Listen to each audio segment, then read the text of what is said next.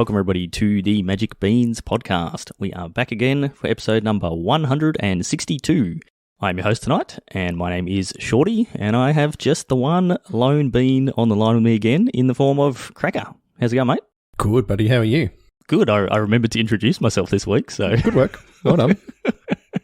Success. We'll tick that one back off and see how many more episodes it is before I stuff that up again. Look, I'm not going to lie. I thought you might forget both of us this time, but I'm glad we got through it. I did have to laugh, behind the scenes podcast thing, before we start, or just before I start the intro, we do like a 3, 2, 1 clap. And I've gone 3, 2, 1 clap, and then I hear my son, Dylan, in the background also clap. Good work, Dylan. No, sorry, he's part of the podcast.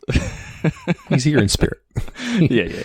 He should be asleep, but He should be. I'm sure he's been on many episodes with the amount of noise that comes out of his room when he's meant to be going to sleep. So he's probably an honorary Beans podcast member with the amount he's been on there.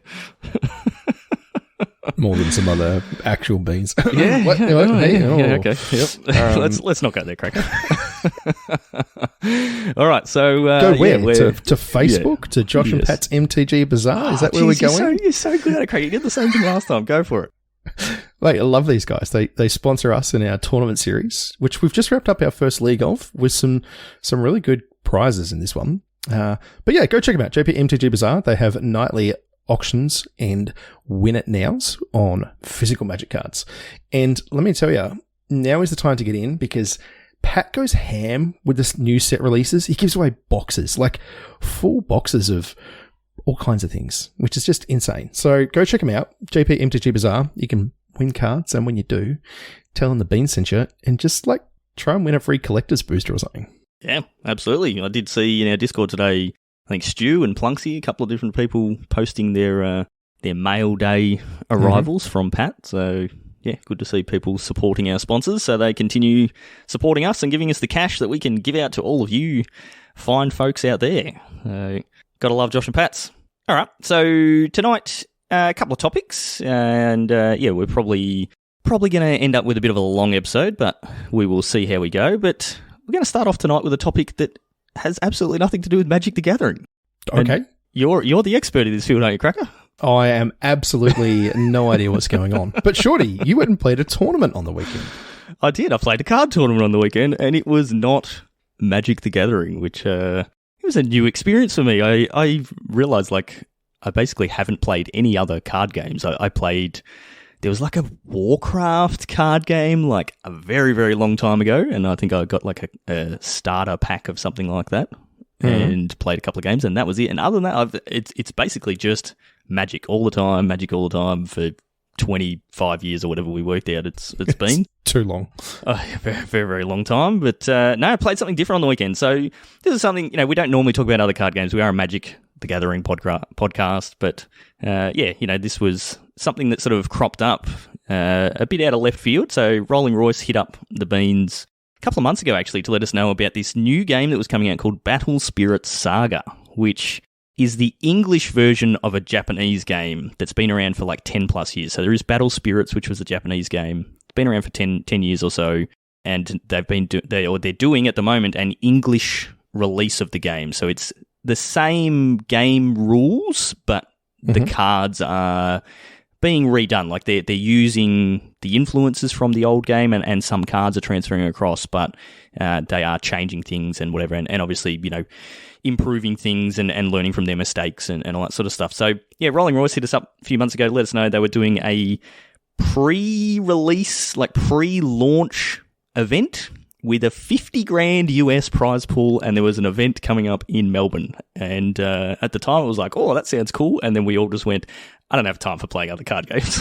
Yeah. I don't have the time or the money to play another card game. But or the brain capacity to learn a whole new thing. I tell you what, my brain is fried at the moment. But anyway, I thought about it a little bit more. I kept in contact with Royce over it, and he was getting right into it. He's been a little bit put off of Magic recently, just with the direction Magic's going with all their millions of sets and money grabbing and all that sort of stuff. So he's been a little bit off it. He's been playing a bit of Flesh and Blood, that sort of stuff.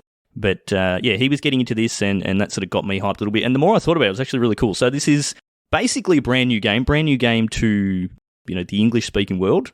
one set. So some starter decks and one expansion set, like a Magic expansion set, and that's it. So super small card pool, like 200 and something cards, or maybe 300 cards in total.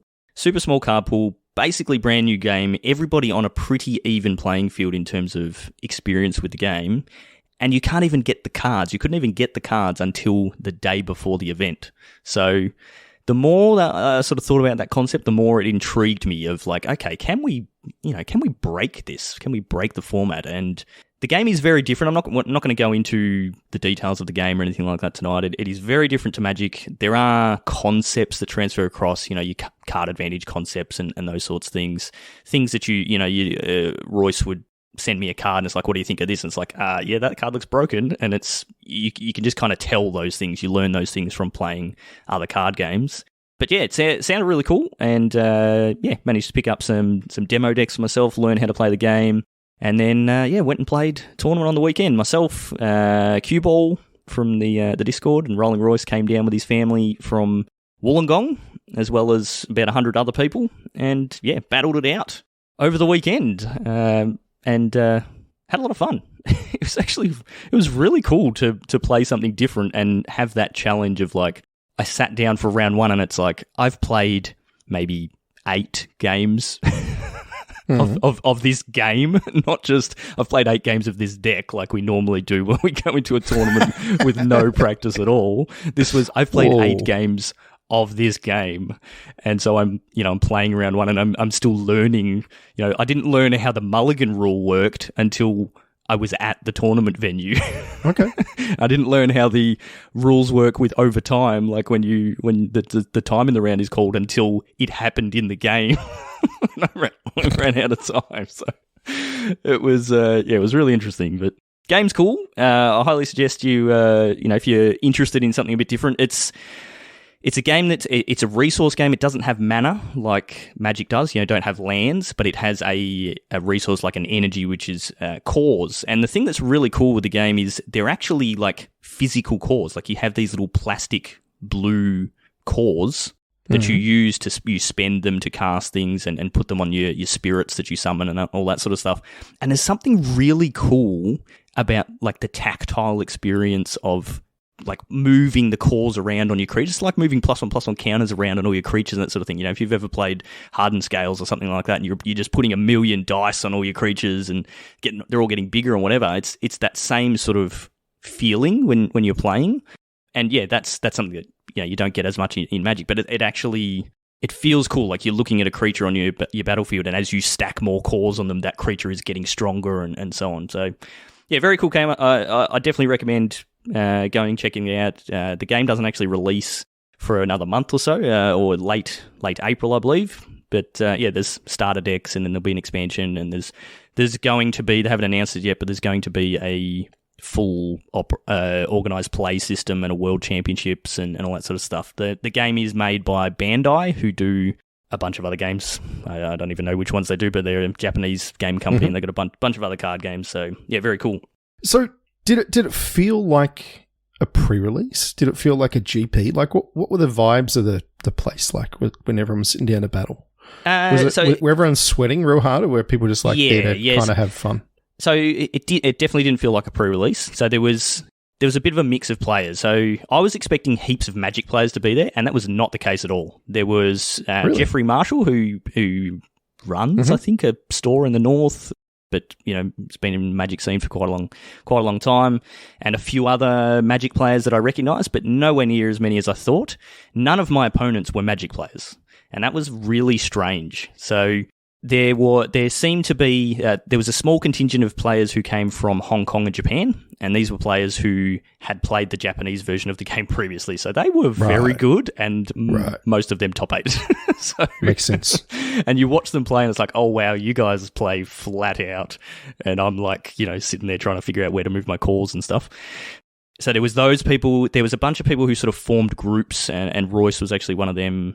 Got in with a group of people who bought a ton of product, because you had to buy the product the day before, and that was your card pool effectively. Like, unless you could borrow or buy cards off of other people or whatever, like that's what you got. So I opened a couple of boxes and was like, I'd been looking at deck lists, but I didn't get all the cards to build the full deck that I wanted. So it kind of limited me in what I could do. So there was a few big groups of people who were able to build the full decks that they wanted. Then there was a bunch of people in the middle like me who would have bought, 1 to 3 boxes and had reasonable decks. They'd spent a little bit of time and sort of looked at stuff and learned things. And then there was a few people sort of down the tail end who were they've just turned up with a starter deck and basically are just playing the starter deck. So Cue Ball was sort of in that scenario. He just bought a starter deck, and then I just gave him a couple of extra cards from the stuff that I opened. But yeah, it sort of played out as you would expect. The players who already knew how to play were in the top tables. The people who really put in the effort and bought all the cards were, sort of in that next bracket. And then everyone else in the middle, and then the starter deck people were sort of towards the end. But it was really, it was proper competition. It wasn't super casual pre-release style, all that sort of thing.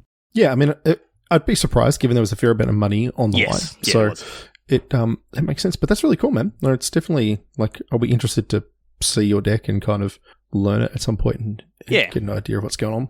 Yep, I'm going to get the different color starters and I'll just keep them together. So when we catch up at some point, I can teach you guys how to play. And Cue Ball had a great time. It was his first ever tournament. He played a Battle Spirits tournament before he played a Magic tournament. So good on him with that. Oh, he's played in the Magic Beans tournament series. Let's go. I'm talking paper in person stuff. Okay. Yeah.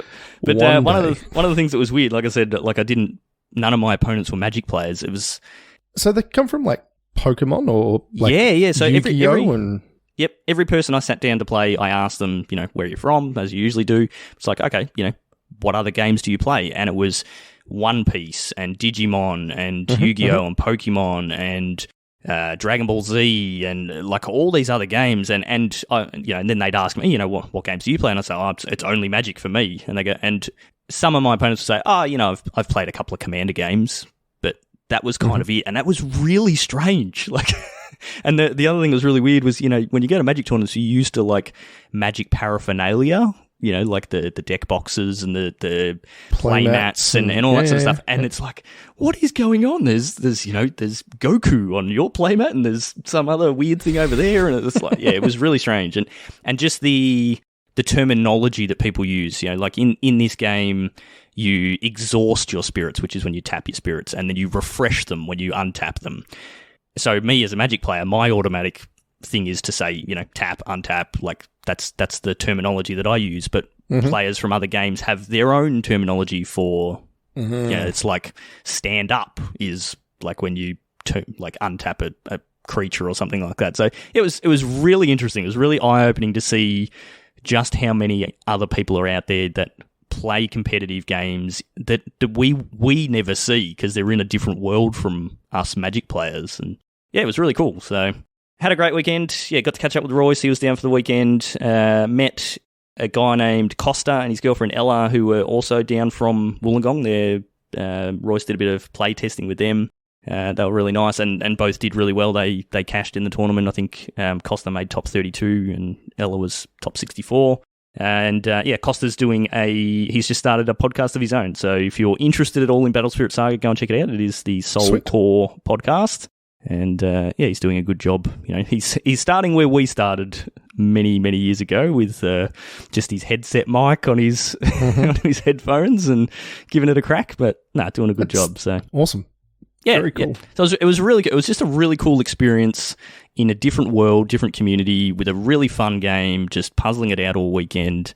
And I made top 64 as well, so I got some cash, which was fantastic. Can't complain about that. Very nice. Well done. So, that's Battle Spirits Saga. Go and check it out. Good fun and can highly recommend, but I definitely cannot support a second card game hobby.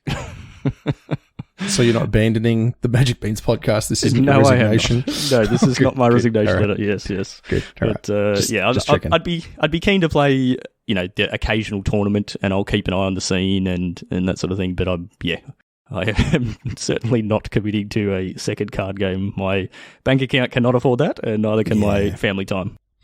Yeah, that's the thing. I see Flesh and Blood and things like that, and I'm like, that looks like it would be an interesting game.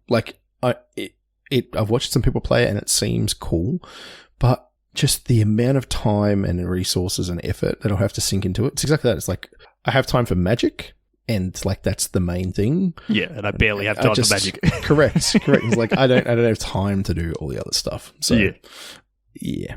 Yep. Anyway, good luck to you if you can. Yeah.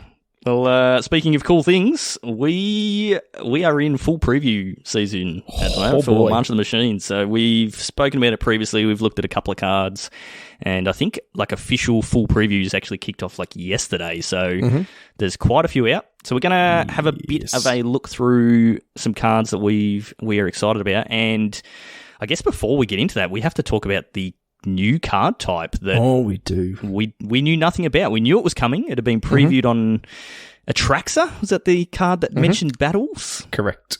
And now we know what they are. So do you want to give us... Well... We've got some. We know the text on them.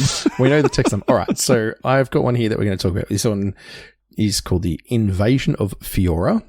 It is a battle and it is a siege. So... First thing to say is, hang on, I'll read the rules text. It says, as a siege enters, you choose an opponent to protect it. You and others can attack it. When it's defeated, exile it and then cast it transformed. So they're all double-faced cards. They all have an effect when you cast them on the front side. And then they all flip into something. Mostly it looks like they all flip into creatures so far that we've seen. But whether that stays true or not, whether they all remain sieges, I don't know. We haven't seen anything else yet. But that's what we've got. So this sorry, before you read the text of the card, I think they did say in this set they will all be sieges. Yes, correct. And I'm pretty sure that they all flip into a permanent of some kind, but they didn't specifically say they are creatures. Gotcha. Oh no, that's true. Because okay, no, that was a different one. There is planeswalkers on the other side. Yes, correct. Yep. So they are a permanent. They are under your control. They're not enchantments. They are battles, so it's a separate thing. You can't kill it with, a naturalize effect or a disenchant, whatever. And yeah, they're kind of odd. So I don't quite know how they will appear on Arena or where you actually place them on whose side of the battlefield they go on. You kind of treat them as a enchantment, but I guess because you have to choose an opponent, maybe you put it on your opponent's side. Kind of almost like a curse, if you've played those in Commander, where you control it and you could sacrifice it, for example, if you had an ability that lets you sacrifice a permanent you control. This is a permanent you control, even though it's on somewhere else. Anyway, so this one, Invasion of Fiora, it is 4 black, and it is, as we said, a battle siege, and it says when Invasion of Fiora enters the battlefield, choose one or both, destroy all legendary creatures, destroy all non-legendary creatures. So that's a Wrath, 6 mana Wrath. But then in the bottom right corner, it looks like a Planeswalker loyalty, but it's got like a weird ninja star surround. I don't know how you describe it. And it has 4 on there. So what I've read, and I don't know if this is true, is you can attack it, right? So you literally declare attackers, and like you would declare attackers at either your opponent or your opponent's planeswalkers, you would declare attackers at the battle. And then when you have dealt 4 damage to it, then, my understanding is it's like planeswalker loyalty abilities. So they will go down from 4 to 3 to 2. And when it is to 0, then it will transform. Now, I don't know, because we don't have the rules text for this yet. So there's some people who I've seen suggesting that you can do things like burn spell it, deal damage to it that way. Yeah, we do have some rules were clarified. Okay, good. So yes, so you basically are treating it like a planeswalker. Like you can attack it, so that deals damage to it and removes counters. You can burn it, so you can shock whatever, and that removes counters, and so on until you remove those counters. So the backside of this particular siege is Marchesa Resolute Monarch, and she is a 3/6 legendary. Getting the Monarch in standard, yes. Almost. So Marchesa has Menace and Death Touch. I should have picked one with less text, but anyway. This one says, whenever Marchesa... Those cards don't exist anymore, Craig. Yeah, no, you're right. Good point. They're all novels. That's why they've all got 2 faces. 11 billion words. Yep. So whenever Marchesa attacks, remove all counters from up to 1 target permanent. So planeswalkers from your opponent, other battles that are in play. Pretty good. It's kind of like the Vampire Hexmage ability, except every attack step. And then it says, at the beginning of your upkeep, if you haven't been dealt damage since your last turn, you draw a card and lose 1 life. Combat damage, specifically combat damage. Yes, correct. Combat damage. And so I can't remember if I said, but my chaser is a 3/6. So this is kind of interesting. I mean, 6 mana Wrath that flips into a 3/6 with some abilities. Maybe. I mean, it seems good in the Esper Legends lists because you can choose to destroy all non-legendary creatures, and then including a flipped one of these, and that's basically the Monarch. That's basically the Monarch ability, isn't it? Because Monarch is... No, so Monarch triggers at the beginning of your end step, and you draw a card, but you don't lose a life. No, but to become the Monarch, you have to attack and deal damage to the person. Combat damage to the opponent, yeah. Correct. So it's similar, it's along the lines, but less it is, broken. But well, yeah, but you don't give it back to your opponent, so it's kind of better in that respect. Yes, yeah. For you. So it's not a symmetrical effect, it'll only ever be for you. But anyway, that's the first of the battles. We've got a couple of others we're going to talk about. So, what do you think? It's like the wording on it's weird because they've obviously worded it for multiplayer, like choose an opponent to protect it. Mm-hmm. So, obviously, in 1v1, you only have one opponent. So, you're choosing your opponent. And at first, it's like, well, why am I choosing my opponent to protect this thing? That's odd. You're the bad guy, mate. You're the Phyrexian. Well, it's because you're the one that benefits from defeating that battle. Yes. So it's in your opponent's best interest to not let you defeat that battle because you're the one that gets the other side of it. So that's, that is odd. And obviously in Commander, multiplayer, whatever, you can choose any opponent that you want to do it, and then the other players, including yourself, can attack it, and it's just that one player you choose who can't attack it. When it flips, you're casting it, which is also interesting, so you can counter the other side. Really? Yeah. Like it says, when it's defeated, exile it, then cast it transformed. Ah. So it goes on the stack. Okay, so good point. It is just a spell. Okay. I don't know. We'd have to see rulings in terms of like mana value. If it's like one of those things. It will be the same as the front side. Yeah. Okay. They're all that now. So it'll be 6 for this one. And it won't have haste unless it explicitly says so either. Yeah. Yep. Because it's not just exiling it and returning it to the battlefield. Yep. Yeah. Very interesting. And obviously, like these ones are all battle sieges. I'm assuming there's going to be different types of battles, and maybe they have different rules. Like because the rules text specifically says as a siege enters, choose an opponent to protect it. It doesn't say as a battle enters, choose an opponent to protect it. So maybe we get, I don't know, fields or something like that. The battle is taking place on the field. It is not a siege, and so it has different rules for different sets. I don't know. That'll be interesting. So we'll see. Things for another day. We will do a mechanics podcast or stream or something at some point, and hopefully we'll have more clarification on it. As soon as we get them, we'll get the information out to people. Yep. Because it is interesting. It's cool. I wonder whether these are like sagas. Yeah. Sagas were really hard to evaluate to start with. It's interesting to me because it's like Punisher effects are usually really bad. That's the sort of effect like there's Sword Point Diplomacy was a recent one, and then there was a red one that we played a little bit of, and it would let you like risk factor. Risk factor. Yep. That's it. It was where you'd reveal the top 3 cards, and people would pay life or let you keep the cards, sort of thing. And those effects usually aren't great because you're giving opponents choice, but this is interesting because you're not letting people choose with their life. They're going to choose with their creatures, and they have to evaluate how badly do they want to stop you from getting the other side of this battle. So I think it's going to be really... It might make for some really interesting game states, and whether you actually can attack through the board. I mean, everything is pretty creature heavy these days, so... Can you take the time off from attacking your opponent to flip a thing into another thing? I don't know. It'll vary a lot game to game. So I think that's cool. I like that kind of extra wrinkle that it's going to give us. Yeah. Someone smarter than us will figure out the best way to correct. Play them, and then we'll net deck it, and we will play them wrong. Exactly. Yep. We will punt playing them all the time. Yep. No worries. All right. Well, while we're still talking about battles, there's one I wanted to talk about, which is the Invasion of Tarkia, which is 1 and a red for a battle siege, has the same rules text. This one is, when Invasion of Tarkia enters a battlefield, reveal any number of dragon cards from your hand. When you do, it deals X plus 2 damage to any other target, where X is the number of cards revealed this way, and X can be 0. So at a minimum, this is Stomp. It's sorcery speed. The battles are sorcery speed, but it's 2 mana, 2 to any target.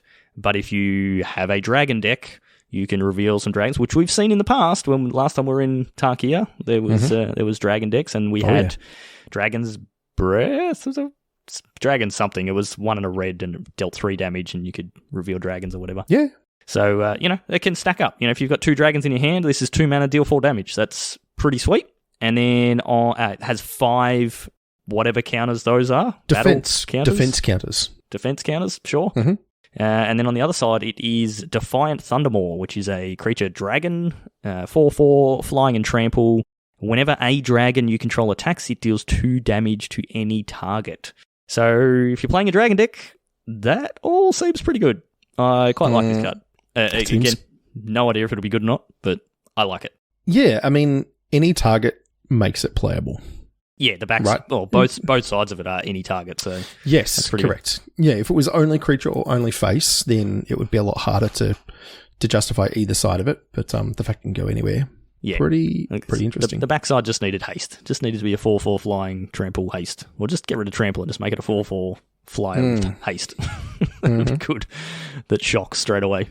So what you can do, Shorty, is you cast one, and then you cast another one. And you target the first one. Yeah, absolutely. And then you transform it, and then you attack, and then you target your other one. Yep. I see where you're going with this, Cracker. Yeah, we've got a brew going here, mate. I'm all over it. Like a bad idea. It is a mythic, I think. So just be careful on those wild cards. No, don't listen to me. Yep. All right, give us another one, Cracker. All right. So Elish Norn, she's back again for the 11 millionth version, I think is what we're up to now. Elish Norn is now 4 mana for a 3/5 with vigilance, and whenever a source an opponent control deals damage to you or a permanent you control, that source's controller loses 2 life unless they pay generic mana, unless they pay 1. Then, because that's not enough rules text, it's got an activated ability of 2 and a white. Sacrifice 3 other creatures, exile Elish Norn, and then return it to the battlefield transformed under its owner's control. Activate only as a sorcery. I'm glad they tacked that bit on at the end. Well, it would be busted beyond belief. They've worked out that instant speed flips are really bad. Yes. Really, no, not bad. Incredibly really good. Incredibly good. So then, Elish Norn flips into a saga. So the Argent Etchings, and it is chapter 1 is incubate 2 5 times, then transform all your incubator tokens you control. So there's a phrase you've probably never thought you would ever say. It's incubate 2 5 times. What the hell? It's a new one. We're all over the new things tonight because. So my understanding is that incubate is a creature, then it is power and toughness are equal to the number of incubation things. So if it's incubate 1, they're 1/1s. Incubate 2 is 2/2s. So you end up with 5 2/2s. And then chapter 2 is creatures you control get +1/+1 and gain double strike until end of turn. So you get to attack with 5 3/3 double striking creatures. And then it says chapter 3 is destroy all other permanents except for artifacts, lands, and Phyrexians. Exile the Argent Teachings and then return it to the battlefield face up. Obviously, the incubation things are going to be Phyrexians as well, because otherwise you'd I would assume wrath them away. Yep. So, and then it flips back to Elish Norn, and then you get to do it again. Yeah. I mean, just ignoring all of the other text, 4 mana 3/5, vigilance, whenever a source an opponent controls deals damage to you or a permanent you control, that source's controller loses 2 life unless they pay 1.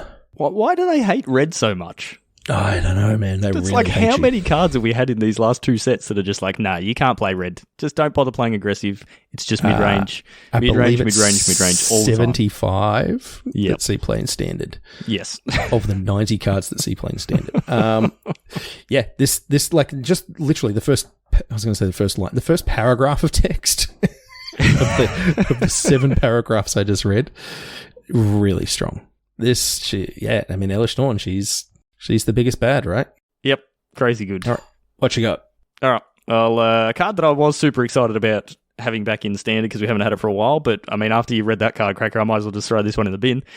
Stoke the Flames is back. I played so much of this card when it was in Standards last, which I think was like M14 or something. 15. M15, Magic 15, yep. Yep.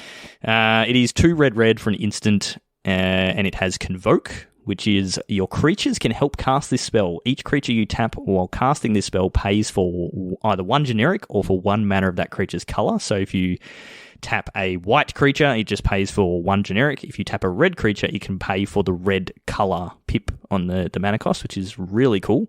Mm-hmm. And Stoke the Flames deals 4 damage to any target. So, yeah, red aggressive or red-white, go wide, make a bunch of tokens, cast your Stoke the Flames basically for free is fantastic. And it's 4 to any target. 4 is a big, or 4 was a big milestone in burn spells. Yeah, it was. Now it's not. We just looked at Elish Norm, which has 5 toughness. We've got Sheldred, which also has 5 toughness. Yeah. It's just, I was excited. Nah, now it's just whatever. Go face, man. just don't care. Yeah, and then pay 1 or I lose 2 life. I can't pay for that 1 with the Convoke.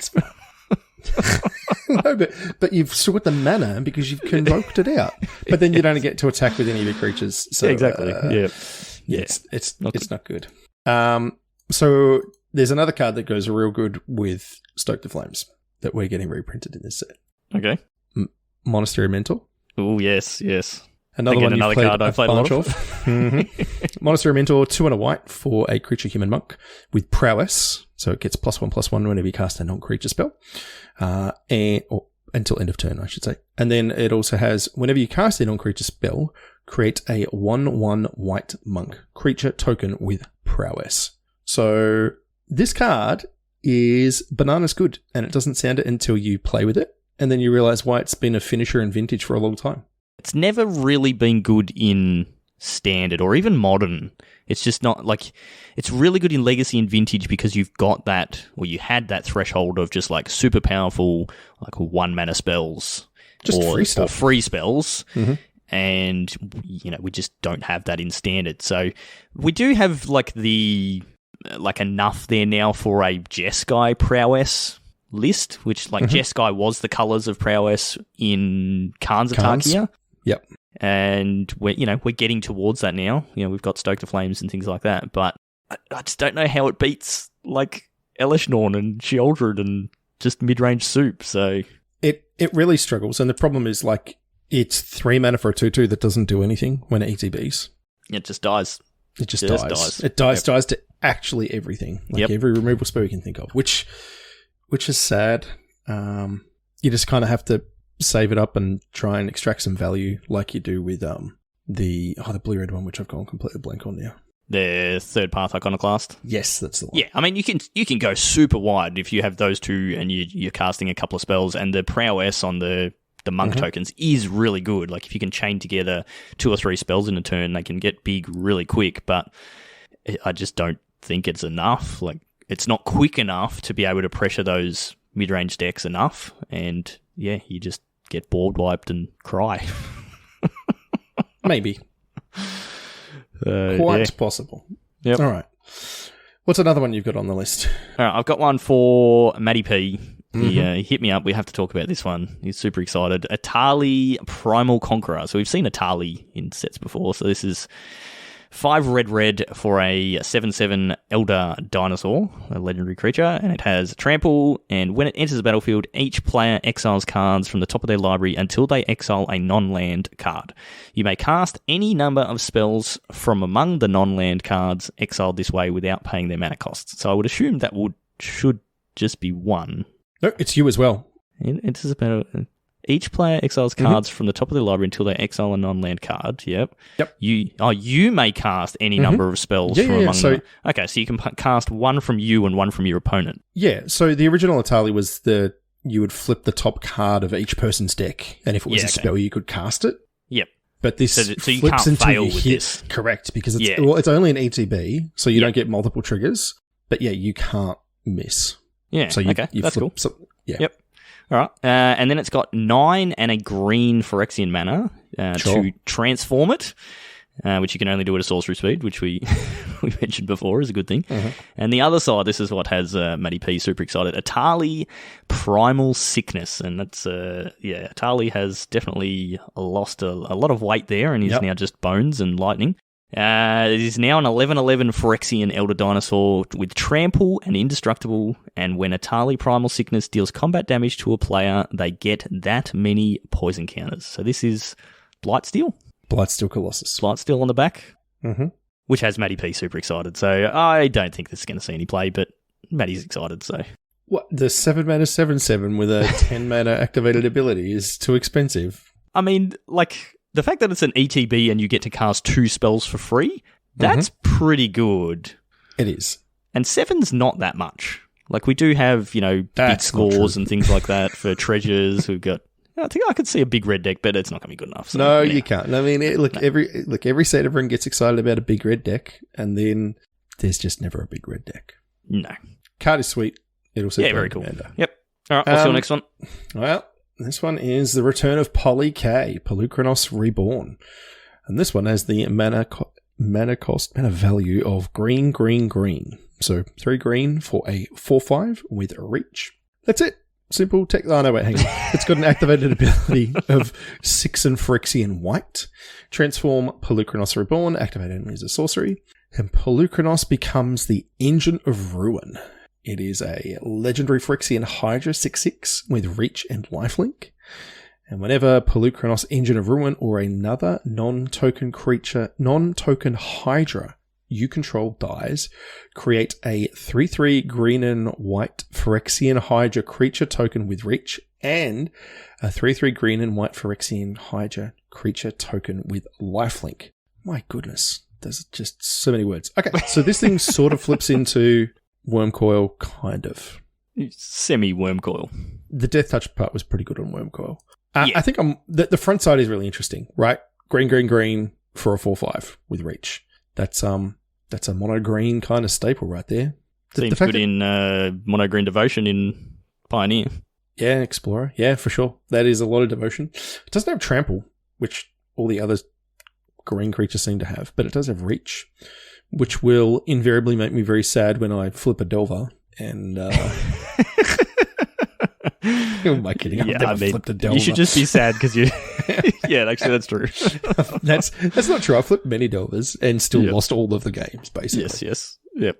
The interesting thing about this is it's whenever Polukranos or another non-token Hydra. So I don't know if there's a Hydra deck where it's just a quick Scryfall search. Commander? Yeah. There are 2 currently in Standard, so this isn't including any that are coming out in March and Machine. There's Briar Hydra, which is 5 and a green for 6/6 with Domain. Sure. And then there's that Shivan Devastator, the X and a red, the one with haste. Is that a Hydra? Yeah, it's a Dragon Hydra. Interesting. So you can cast that for what, 2? I mean, you can cast it for 1 and it dies straight away. That's true. And then you get a 3/3. And then you just get 2 3/3s. Yeah, you get a reach and a lifelinker. Yep. Interesting. It's it's red. So you're playing a green into a red creature, but... Yeah, mana's not that bad. Yep. Okay. What else are we at? There was a blue card draw spell, which I'm just going to find the text on. So this is... we don't have a proper card name for this one yet. The one on Scryfall is Cotton Candy Counter. So it's 4 blue for an instant, and it has Convoke. So obviously the same text as before, and it's got choose one or both. So you can either counter a target spell, or you can draw 2 cards and discard a card, or you can do both. So seems decent. Obviously 6 mana for a counter spell, draw 2 and discard is not really what you want to be at. But when you can discount that with just tapping, 2 or 3 creatures, that all of a sudden makes that really, really good. Quite interesting. Does. Yep. Very cool. All right. You got another one? I do. I have one that you tagged me in, which I'd seen before, actually. This one's called Halo Forager. So it is 1 blue-black for a creature fairy rogue with that usual flying fairy rogue power and toughness of 3/1. It does have flying, and it says, when Halo Forager enters the battlefield, you may pay X. When you do, you may cast target instant or sorcery card with mana value X from a graveyard without paying its mana cost. If that spell would be put into a graveyard, exile it instead. So, couple things worth pointing out. It is not X or less, so you do have to pay the exact mana value of the spell you want to cast. So get that right. And it is a graveyard. So it can be your opponent's as well, which is, pretty strong and something you don't see very often. I have seen people talking about this in Modern Living End, believe it or not. Ooh, okay. Because you can pay 0 and cast a Cascade. Correct. Well, not a Cascade, but one of the cards that you hit off your Cascade. Yeah, you can cast Living End. Like Living End. Like Living End, yeah. Yes, I mean, that is the only one in the deck. Yeah. The other thing you can do... I mean, they've got like Crashing Footfalls and stuff like that they play in the other versions. Your Team of Footfalls is a different thing. But this one also pitches to both subtlety and grief. Which is actually a really valuable thing for that deck. So there were some people who were like, oh, check out my list. And then, of course, in Facebook groups, everyone's like, oh, it's a new card. It's not any good. But, like, it seems like it could be. I mean, it immediately dies, but it is like an extra virtual copy of, your Living End or your Footfalls if you want to play 4-color Rhinos, I guess.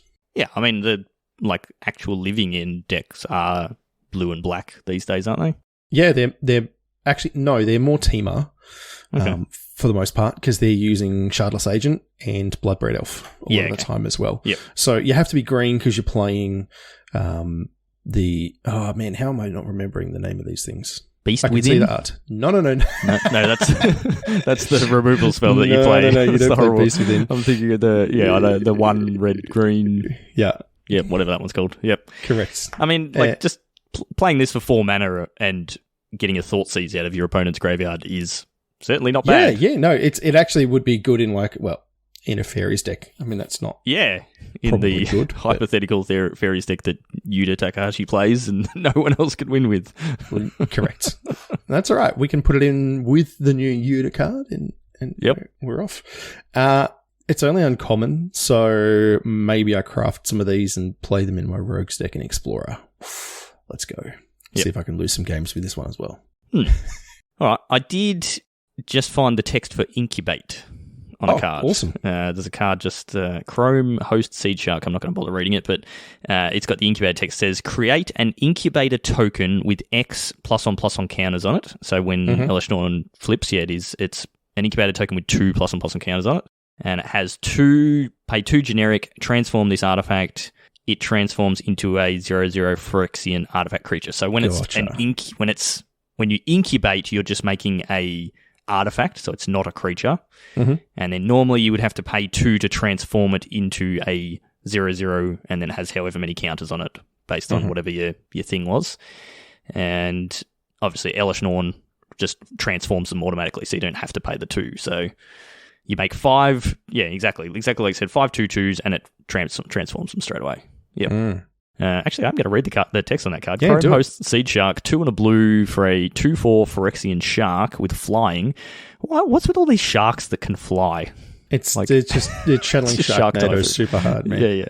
Yeah. Whenever you cast a non-creature spell, incubate X, where X is that spell's mana value. So it's like Shark Typhoon. Big spells. It's Shark Typhoon on a creature. It is. That's actually really cool. But then you do have to pay 2 to flip them. Yeah, you do. But it's pumping out artifacts that you can use to, like, indomitable creativity, so you can more Chrome Host Seed Sharks. That's such a mouthful for it. So the real question is, are we going to get Improvise as well as Convoke? Given that we're just pulling people from every plane in existence. I think there's going to be a lot of mechanics. I think the mechanics episode is going to be a full league. Yep. It's going to take me a week. Well, that's enough cards for us to go through tonight. Yep, we will definitely go through some more. Don't think the set releases till the 21st of April, so we should have another podcast before then. And then, we should. By then, we'll probably have the full set, so we can actually give a good rundown and go through the mechanics. So keep an eye out for that. So the last thing on the way out the door is our league wrap up. As you mentioned, we wrapped up our first league for the year with a little bit of a different structure to previous, which we will discuss at some point. But our top 8 was a whole bunch of familiar names. Not surprised. Yep. Who have we got in our top 8 there, Cracker? or that's a good question. I don't have the pen chair. Insanity, sorry. Sweet Man, 20k, Blue, Hemsey, Sarah Soldiers, Mr. M, and Dark Harness. Yeah, which we've seen all of those players in finals before and invitational and all that sort of stuff. So, yeah, a bunch of very good players. Mr. M ended up taking it down with Boris Reanimator Cracker. Some spice. Some spice. Reanimating Atraxas. Just invoking them back. I'm pretty sure that I actually beat Mr. M in our league match with my spicy Jeskai list. So just gonna put that out there. I didn't win very many matches. I think my win rate was like 20% or something horrible. But anyway. Plunks and Ties got together and did some commentary on the top 4. So we managed to get the recordings of our top 4 matches. And those guys got together this week, did some commentary on that. So that's been posted up on YouTube. We posted the link for that on Discord earlier on in the week. So go and check that out, and you'll get to see those matches play out. There's some pretty cool games in there. And then just tonight, Plunksy's he's stepping up. I think Plunksy's going for that number 1 mod title that he is. Doesn't exist. But anyway. Don't tell him. Sorry, I better edit that out. That's not going to happen. No. Plunksy's done an interview with Mr. M, so just a quick 12-minute chat with Mr. M, just discussing his matches sort of through the top 8 and his deck and that sort of stuff. So I'm going to play that sort of at the end of this podcast, and that will close us out. But we will have another league coming up with the next set. So around April 21st, I think it is, March of Machine releases. So 2 to 3 weeks after that, we will kick off the next league. I'm pretty sure we're doing Explorer. We've said it a bunch of times that we're doing Explorer. I think that's where we're going. But structure-wise, we will look at what we want to change. The number of matches that were played was way higher than we expected through this league. So we need to come up with a slightly different system that. I really like this system because I did very little work. Mm-hmm. Yep. So that was fantastic. Same. But we have been reading all the comments, and we do appreciate the feedback a lot because this is new, and we do, we put these things on for people to play. And so if people aren't incentivized to play for various reasons, then we want to, make sure we can do everything we can that's reasonable to do for us. Yeah, so, exactly. Yeah, we will look at it. We will announce that at some point over the next couple of weeks, and then, I'm sure all you fine folks out there will be keen to play on it. So I'll just do the quick wrap-up, and then we'll have the interview. So, if you want to get in on our future events, come and join us in our Discord. It is the best place to be with the most amazing community going. The link for that is always in the show notes. There's links in the show notes for our merch store. You can grab some Magic Beans stuff. There's the link for Josh and Pat's MTG Bazaar, as Cracker said at the start of the podcast, jpmtgbazaar.com.au, or you can head to our website, magicbeanscast.com, and find all of our various socials and all that sort of stuff. So if you would like to find me on Twitter, I'm at PeaceInc, and Cracker, you are? At JoelHill_.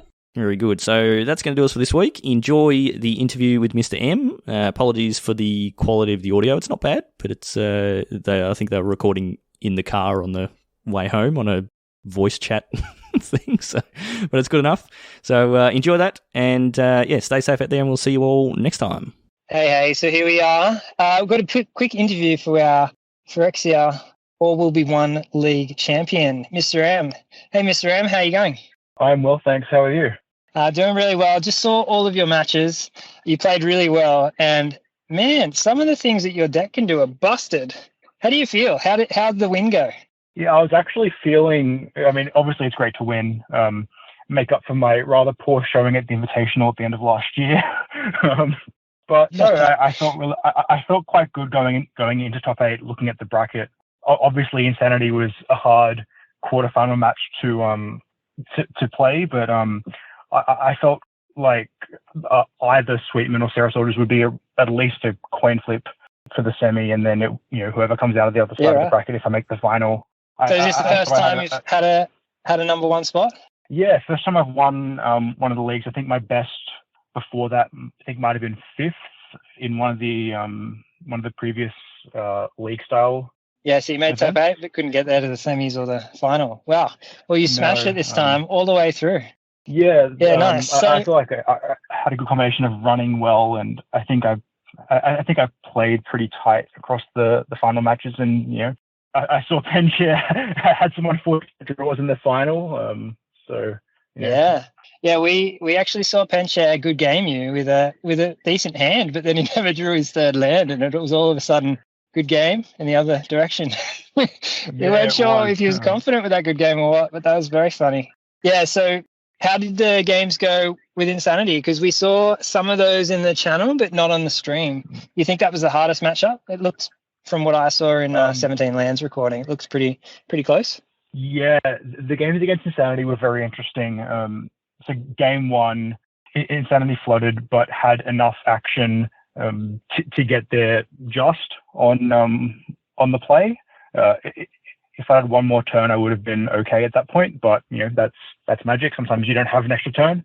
Game two, I believe Insanity got a bit of mana screw and didn't draw enough lands, so that ended up being quite easy going. And then game three, I put the 17 Insanity on the play in the chat. Yep, he's on the play again.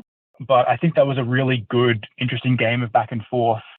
I know Insanity missed a play on turn two, which, especially out of the Esper Legend deck, is pretty crucial. But I think after that, I made some good calls into laying a couple of things a turn. Like, I remember when I played the Archangel of Wrath, holding it back a turn and ending up getting to snipe a Skrelv when I landed it. So yeah, once that Wandering Emperor went in play, I think you kind of stabilized then. Yeah. Okay. Great. So how did you decide to bring this deck to the finals? Or were you playing it the whole league? What made you find the deck? No, so I started the league on mono white, fairly similar to what Sarah Soldiers was playing. We would have been maybe, I'd say, 5 to 6 cards different across the 60, and then maybe a little bit more across the sideboard. But to be honest, after playing a couple of mono white mirrors early in the league, with just having them be really grindy, painful matches, I decided I didn't really want to stick with that deck. So I was having a look around for something that I thought would have a good matchup into mono white, and came across the Reanimator list, made a couple of tweaks to it as the league was going, fix up the mana to make it a bit easier to hardcast an Attraction if I needed to. But I was already quite familiar with the Invoke Justice decks from, because it's been a standard for a while now. So, I knew the power of that card in particular, especially along with Fable the Mirror Breaker, which I maintain is still the most powerful card in standard. So, once I moved over to the Invoke Justice deck, everything, was running quite smoothly.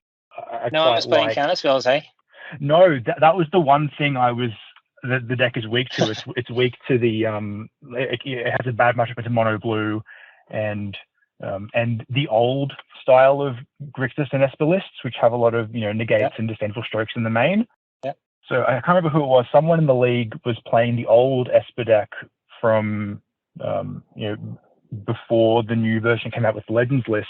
The one that was basically Rafine, Planeswalkers, and counterspells, and that deck just trunched me. So I was really glad not to see any counterspells in top 8. Yeah.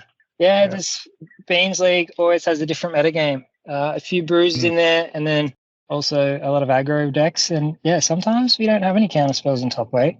Yeah, I'm still a little bit salty about one of the previous leagues just getting smashed by Blue Art Control in Pioneer. That was miserable on stream. Can't play any spells.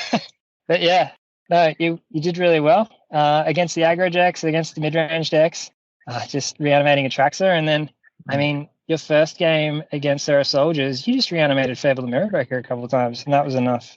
Unbelievable value, hey. Yeah, that's the other thing I actually quite liked about the build as it played out, and some of the extra threats in the sideboard. Obviously, I'm very happy to, turbo reanimate an Atraxa or a Sanctuary Warden, but I found, especially with the extra threats in the sideboard, I could drop down on the reanimator plan and just play a fairer game with just raw card quality. And you would have seen from the matches on the recordings, in most of the games, 2 and 3, I did cut some of the reanimation package and just bring in a wider range of threats. So I think that allowed me to get around things like Curse and things like that. Yeah. Portal of Phyrexia surprisingly didn't end up doing as much as I thought it would, but always nice to have access to in game 1. Yeah. Well, that's it. That's a great top 8 finish. Great for your record. Great bit of prize money. And I believe that's an invitational invite locked in the bag as well. So you excited to do invitational again this year? Yeah, the invitational was a great event last year. I had to go into it the hard way last year, just grinding through points. Didn't end up winning any of the leagues, but I'm not going to rest on just having the invite, I do want to get as high of a seed as I can heading into the Invitational this year, because one, I mean, the events are fun to play, and two, it's always nice to have a high seed. Totally agree. It's really worth playing, not just because you're the Invitational, you can't sit out. That's it. Thanks for being a part of the community. So how have you found playing Standard recently? Obviously, you played a lot during the league. At the moment. During the league, I wasn't playing as much just because we had a lot of games to get through with the league, so I wasn't playing as much outside of the league. Doing my dailies on Arena, and that's about it. But I think Standard's in a fairly healthy place. I'm curious to see what March of the Machine brings. It seems like there's a lot of quite powerful stuff in the set from the spoils we just got this morning. It should give things a shake up, but I'll be curious to see if anything can dethrone Fable as the best card. But no, I think it's in a good place. I mean, I'm not playing Standard in paper at the moment, but So what do you play in paper? Do you play every week? So my main paper play is Friday Night Draft and Australian Highlander, 7-foot Highlander on Monday nights over here in Canberra. Very nice. What store do you play at? Bit of a shout out to your local game store. Oh, absolutely. So the Highlander community flips between Jolt and mostly Jolt on Monday nights, and then every now and then Good Games will run an event out of their store, and then Friday Night Draft is at Good Games Canberra City. Okay, so you really go around then. Yeah. 20K Blue, So obviously you're smashing every week at Draft. 20K Blue comes every so often to Draft, but we've had some very interesting good games limited. It's definitely had a couple of blowouts either way. You don't want them to be in your pod. They're quite a good player, and well versed in the aggro as well. So if they're in the open seat with aggro, watch out. Yeah, nice. I love that little bit of rivalry. The Canberrians all in top 8. Good on you guys. And Hemsy's part of my regular commander group. I play often then. Awesome. Yeah, no, that's pretty scary for me actually. You guys have a bit of a good testing team there. Yes, it's 3 from Canberra in this top 8, and I know a couple of the other players from Canberra. After seeing the Beans Invitational playmat actually at Draft and Highlander, have asked about it and joined in the Discord. So there might be some stiff competition from Canberra joining as well. Yeah, there you go. Cool. Well, have you got any shout outs for friends or family? Any other players that you love to play Magic with that might be listening to the podcast? Well, I mean, obviously the other Canberrans in the top 8, 20K Blue and Hemsy, who I play against regularly. Funnily enough, Hemsy and I have not actually had to play for some stakes in the Beans events yet. We've managed to dodge each other the entire time, so I wonder if that's going to come to an end at some point. But the most we've had is the game we played in the league this year. Now, I know a couple of the other players from Canberra will be joining in some of the other events, so hope they are regular participants and do well. Not too well, of course, but Yeah, no worries. It's always good to see them go well, even if they beat you. Yeah, no, that was pretty good fun. In some of the previous leagues, had some of the players beat me in C grade or D grade, but then you can cheer them on in the top 8. So it's all good fun. You won't hold it against them too much, I'm sure. So you're a bit of a social media person. You're out there in the net somewhere. How could we find you if we wanted to see any more of what you're doing, MisterM? I'm not super active on social media, but I've almost always logged into the Discord on the phone or my computer. So if anyone wants to have a chat or play some games, hit me up on the Discord. Always happy to play some Magic. Oh, good. Well, no worries. Thanks for the interview, MisterM. We'll let you enjoy the rest of your night, and I mean, look forward to the prize money and the spot in the Invitational. We'll hope to see you in some more leagues in the future. Absolutely. Once again, thank you very much for coming on. Although, if there are any historic events not playing that, Alchemy can go and do one. Yeah, okay, you're going to sit that one out. Yeah. No worries. I don't think the Beans are going to run too much Alchemy, so we're good. I'll sit out anything involving Alchemy cards. Otherwise, I'm probably there.